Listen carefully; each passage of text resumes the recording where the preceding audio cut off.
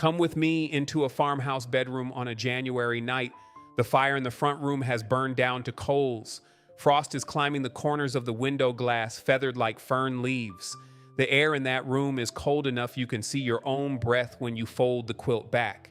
And yet, down at the foot of that bed, under the wool blankets, there is a warmth that will hold steady until near morning. No wire runs to it, no motor hums beside it, no bill ever comes for it. It is a stone, one flat plain stone heated on the wood stove before bed, wrapped in a scrap of old wool and slid down beneath the covers. My grandmother warmed her bed this way. Her grandmother before her did the same. My name is Elias Yoder. I am Amish, and I farm in Lancaster County, Pennsylvania. And today I'm going to show you how one hot stone costing you almost nothing will keep you warm through the coldest night of the year without heating a single empty room of your house. Now, I want to start with the thing nobody sits down and adds up, because once you see it, you cannot unsee it. When the cold comes and you turn up the furnace at night, you're not heating yourself. You're heating a whole house full of empty rooms. The kitchen where nobody is standing, the hallway where nobody is walking, the front room with the chairs sitting empty in the dark.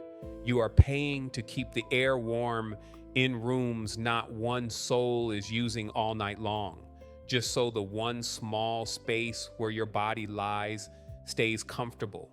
And the furnace runs and runs, and the meter spins, and the gas or the oil or the electric burns away by the gallon and by the dollar while you sleep. Most folks in this country hand over a good part of their whole winter heating bill just to warm rooms that hold nobody. That is the plain truth of central heat. It is a fine convenience. I will not say it is not, but it is about the most wasteful way to keep a sleeping body warm that has ever been dreamed up. Here is the old way of thinking, and it turns the whole thing on its head. My people never asked, how do I heat this room? We asked, how do I keep this body warm? Those are two very different questions, and the answer to the second one costs a tiny fraction of the answer to the first.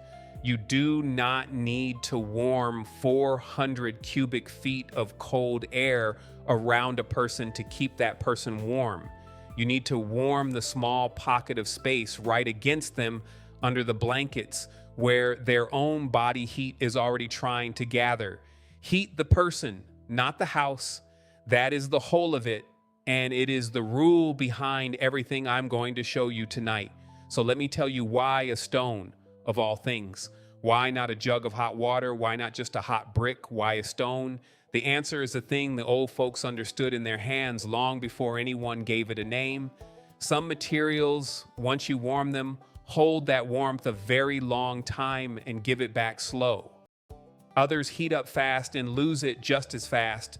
A stone is one of the great holders of heat.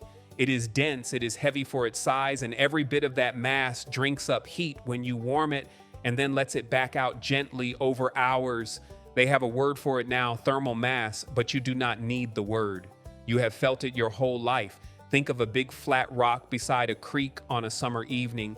The sun has gone down, the air has turned cool, but you lay your hand flat on that rock and it is still warm long after the sun left it, because it soaked up the heat of the whole day and it lets it go slow. That same rock, that same nature is what warms your bed.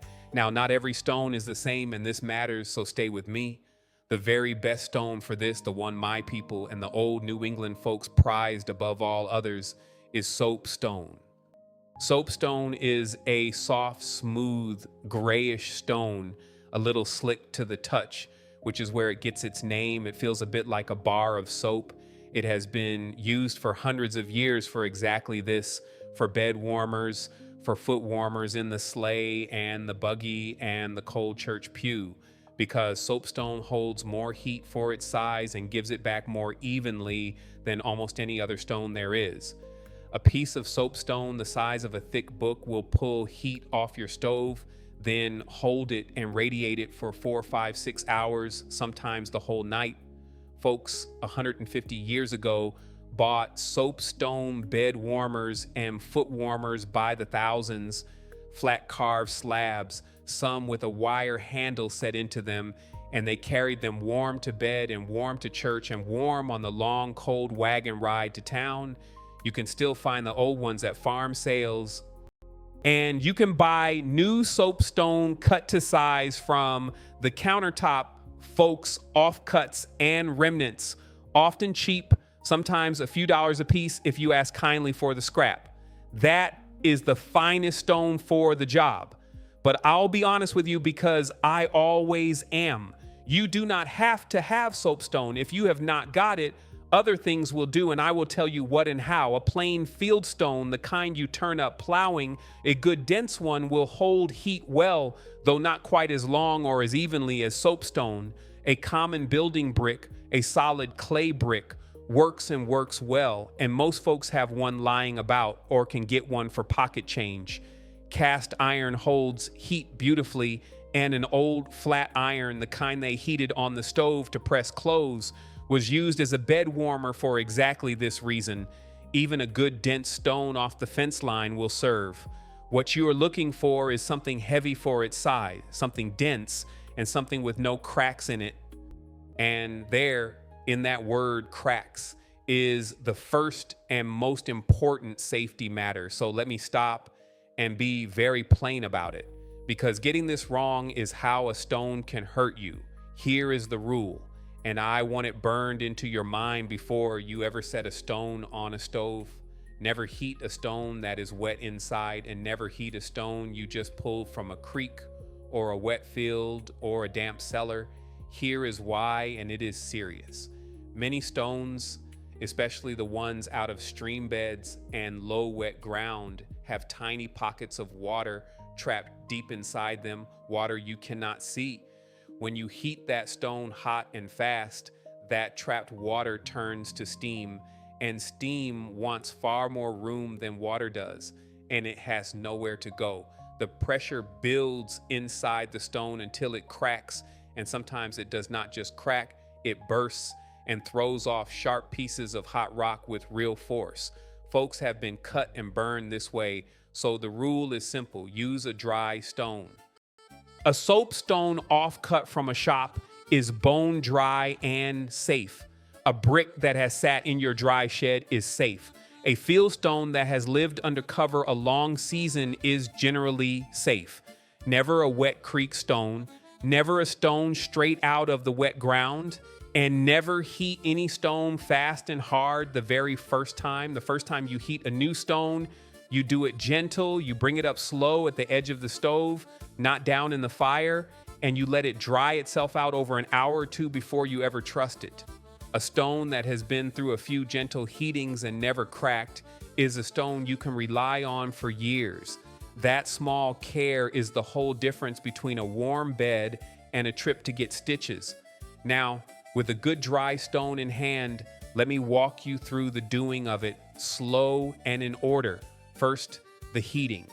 You set your stone on top of your wood stove, or on the hearth right up against it, or on the flat top of a cook stove an hour or so before you mean to go to bed. You are not trying to get it glowing. You're not laying it down in the coals. You want it good and warm all the way through, hot enough that you could not hold your bare hand on it for more than a moment, but not so hot it scorches cloth the instant it touches. If you know your stove, somewhere around 200 degrees, give or take, is plenty. Hotter than that, and you risk scorching your wrappings and your bedding and burning yourself. The goal is deep, gentle, lasting warmth, not a branding iron. Let it sit up there and soak, turning it once if you think of it, so it warms evenly clear through. A thick stone wants a good hour to warm to its center. A thin brick warms faster. You will learn your own stone's habit after a night or two. Second, the wrapping, and this is not a small thing. This is the difference between a comfort and a burn. You never put a bare hot stone against your skin or straight against your sheets. You wrap it, and what you wrap it in matters.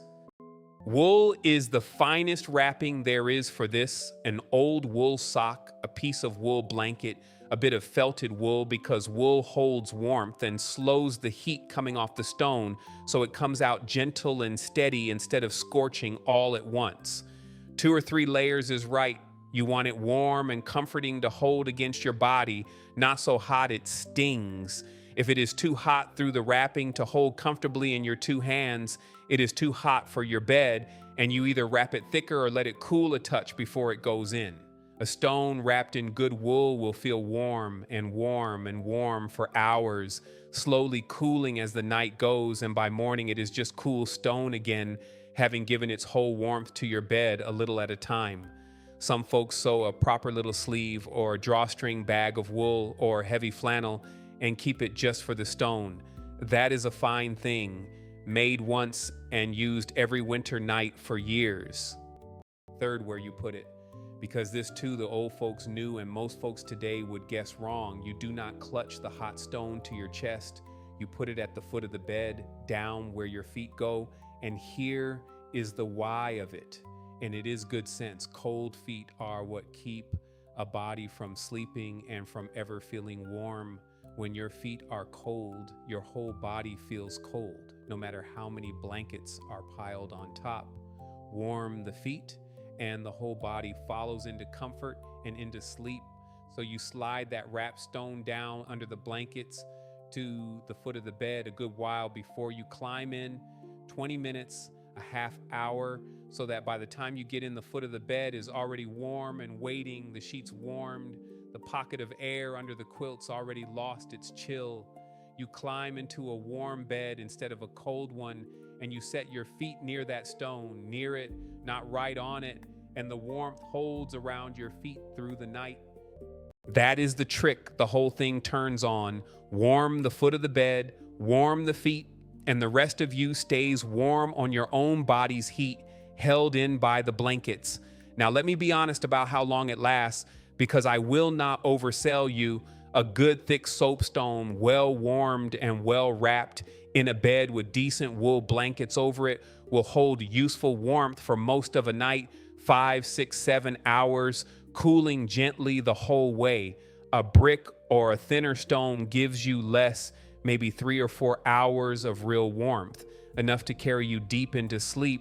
And by then your own body and the blankets have made their own warmth, and you never feel the loss. If you are a person who wakes cold in the small hours, you can keep a second stone warming low on the stove and swap it, or you can simply use a bigger, thicker stone that holds longer. The soapstone is worth seeking out for exactly this reason. It holds the longest of all. But even a plain brick wrapped in wool at the foot of the bed will turn a cold, miserable bedtime into a warm and easy one, and that is no small thing on a hard winter night. Now, I want to set this honestly against what the modern world sells you to do the same job, because the comparison is where you really see it. There is the electric blanket and the electric space heater in the bedroom, and I will speak to both. The electric blanket does warm the bed, I will grant it that, but it runs on the power company's wire all night. It adds to the bill every hour, and there is a real matter of the wires in it fraying over the years, and every winter you read of house fires started by an old electric blanket that shorted in the night with people asleep on top of it. The stone cannot short out. The stone cannot catch fire on its own. It is warm rock, and the worst it can do if you have prepared it right is cool off. The space heater is worse on both counts, worse for the bill and worse for the danger. A little electric space heater is one of the hungriest things you can plug in. It will pull more power in a night than all your lights and your tools put together, and it is a common cause of house fire, tipped over or set too near the bedclothes. And here is the plainest difference of all. The electric blanket and the space heater both die the moment the power goes out. And when does the power go out? In the ice storm, in the blizzard, on the coldest, hardest night of the whole winter, the very night you need warmth most. That is the night the line comes down and the grid goes dark and the modern things go cold. The stone does not care one bit whether the grid is up or down, as long as you have a fire or even just some way to heat it, a cook stove, a camp stove, coals in the hearth, you have a warm bed. That is not a small independence. That is the difference between a family that sleeps warm through a power outage and a family that shivers. Let me put some plain numbers to it so you can see the size of the thing. A little electric space heater pulls 1,500 watts, and run through a cold night, it can eat $1, $1.50, sometimes $2 of electricity in that one room in that one night. Do that every night of a long winter, and you're looking at $100, $200 over the season for the one bedroom, and that is on top of whatever your main heat is costing you. An electric blanket is gentler on the meter, but still runs on the wire every hour you sleep, night after night, winter after winter. The stone costs you this. It costs you the one time you go and find it, a few dollars for a soapstone offcut or nothing at all for a brick you already own. And after that, it costs you not 1 cent ever again because it warms off the same fire you are already burning in your main room of an evening. One stone used every winter night for the rest of your life and your children's after you for the price of a scrap of rock and an old wool sock. That is the arithmetic, and it is why the old people never gave it a second thought. Let me give you the common mistakes now, the ones that make folks try this once and quit, so you can skip clean past them. The first mistake we have covered is the wet stone that cracks or bursts. Use a dry stone, heat it gentle the first times, and you are safe. The second mistake is heating it too hot, thinking hotter is better. It is not. Too hot scorches your wool and your sheets and can burn you. And a stone that starts out too hot is uncomfortable for the first hour and cold by the last. You want warm and lasting, not scorching and brief. The third mistake is not wrapping it enough, putting a bare or barely wrapped stone against the skin, which will give a real burn, especially to a child or an older person whose skin is thin or who cannot feel the heat quick enough to pull away. Always wrap it well. Always test it in your own 2 hands first. And for a child's bed or a sick bed, wrap it thicker still and set it at the foot where feet will find it, not up where a face or a hand might rest right on it all night. The fourth mistake is putting it in the bed and then climbing straight in before it has had time to spread its warmth. Give it that 20 minutes to a half hour to warm the bed ahead of you. The patience there is the whole comfort. Now, let me tell you where this really earns its keep beyond the everyday bed, because once you have the idea, you will find a dozen uses for it. Think of an older person in the house whose blood runs cold, who cannot get warm no matter how the furnace is set, whose hands and feet ache with the chill. A warm, wrapped stone in the lap in the evening chair, another at the foot of the bed at night, is a gentle, steady comfort to them that no blast of furnace air ever gives, and it costs nothing. Think of a sick room, a child down with a fever's chill, a body aching with the grip, wanting warmth against the back or the feet. The warm stone was the comfort for that for 1,000 years before the rubber hot water bottle, and it holds its heat far longer than the water bottle does. Think of the cold ride, the buggy on a January morning, a warm soapstone under the lap robe at your feet, exactly what our great-grandparents carried and exactly what still works. Think of the cold meeting house, a foot warmer stone carried in wrapped in a cloth. Think even of the animals, a warm stone wrapped and set in the box with a litter of new pigs, or a weak newborn lamb, or a batch of chicks on a bitter night, giving them gentle, life-saving warmth with no lamp, no wire, no fire hazard in the barn. And think of the simplest thing of all, the cold chair by the window where you like to read of an evening, a warm stone under a blanket over your knees, and you are warm as toast in a room you never bothered to heat at all. Heat the person, not the house, over and over in a dozen forms. Now I owe you the honest limits because I will not have you thinking a hot stone does what it cannot. This will not heat your house. I want to say that plain. A hot stone warms a body, a bed, a chair, a small close space around it. It does not warm a room, and it does not do away with your need for some heat source. Because remember, you have to warm the stone somehow on a stove or a fire or a burner. So this is not a way to make heat out of nothing. It is a way to take a little heat you already have from a fire you are already burning to warm your main room and carry it exactly where your body needs it through the night instead of trying to keep the whole house warm till dawn. It is the most efficient carrying of heat there is, but it is a carrying, not a making. If you have no heat source at all, no stove, no fire, no way to warm the stone, then this is not your answer, and I will not pretend it is. But nearly everyone has some way to warm a stone, even a camp stove or a bit of a fire. And once that stone is warm, it will keep a body warm for hours off that one small warming. Know what it is? It is a way to sleep warm and cut the bill of heating empty rooms all night, not a way to conjure heat from the cold air. Now, I want to take a moment because this is the part that matters, and it is bigger than a warm stone. Think about how the whole modern arrangement is built. You are sold a furnace, and then you are sold the fuel to run it month after month, winter after winter, forever.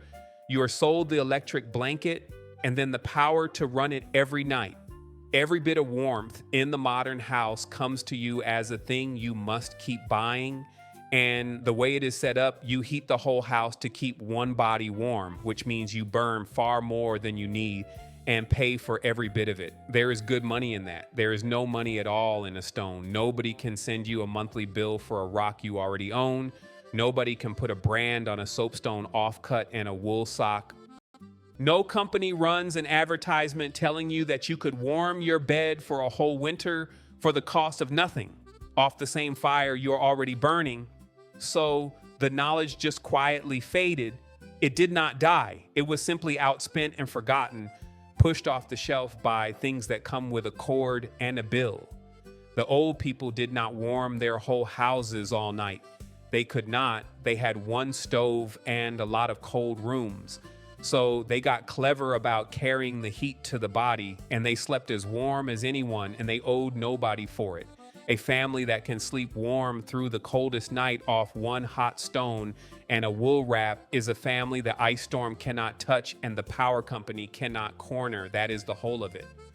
Not that a stone frees you from all heating, it will not. But the old way of thinking, warm the person and not the empty house, will cut your winter bill and set you free from needing the grid on the very night the grid fails. So here's what I want you to do this week before the next hard cold comes. Find yourself a stone. If you can get a soapstone offcut from a countertop shop, that is the finest.